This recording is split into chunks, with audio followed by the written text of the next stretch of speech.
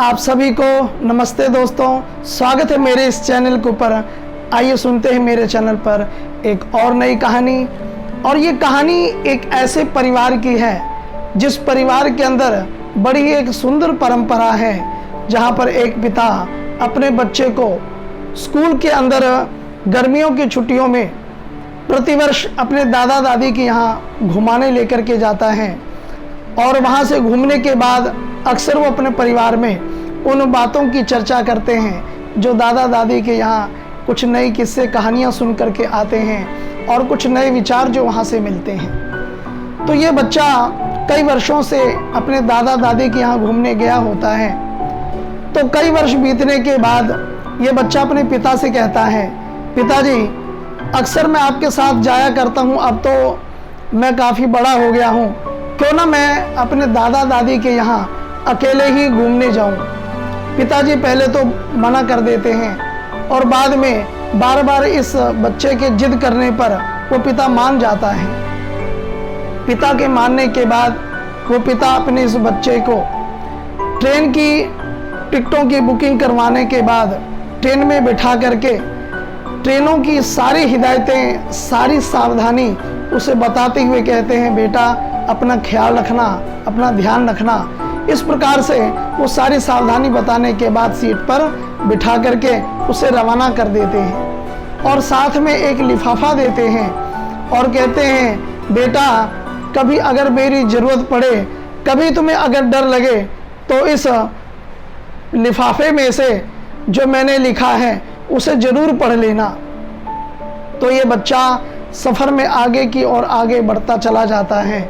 रास्ते में कई स्टेशन आते हैं, कुछ नए यात्री बैठ जाते हैं और पुराने यात्री उतर जाते हैं। लेकिन सामने एक ऐसा व्यक्ति आता है और सीट पर बैठता है जिसका चेहरा देखने में बड़ा भयानक होता है।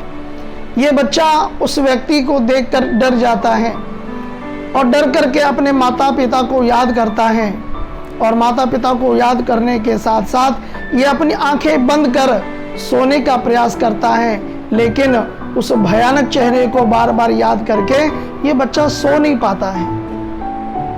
तो मन में एक विचार आया कि पिताजी ने कहा था कि ये लिफाफा खोल करके पढ़ लेना। तो ये बच्चा उस लिफाफे को खोलता है और खोलने के बाद उस लिफाफे में से एक पर्ची निकलती है। तो उस पर्ची पर क्या लिखा होता है?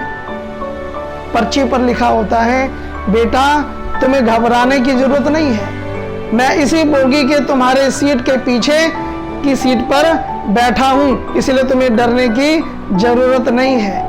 ये बच्चा बड़ा प्रसन्न हो जाता है, बड़ा खुश हो जाता है कि चलो पिताजी मेरे सीट के पीछे ही बैठे हुए हैं। और ये कहानी हमें ये शिक्षा देती है कि जैसे उस बच्चे को अपने पिता का होने के एहसास के बाद उसका डर निकल जाता है और वो खुश होकर उस यात्रा को करता है, ठीक इसी प्रकार से प्यारे दोस्तों ये संसार, ये जीवन भी क्या है, बहुत बड़ी यात्रा है।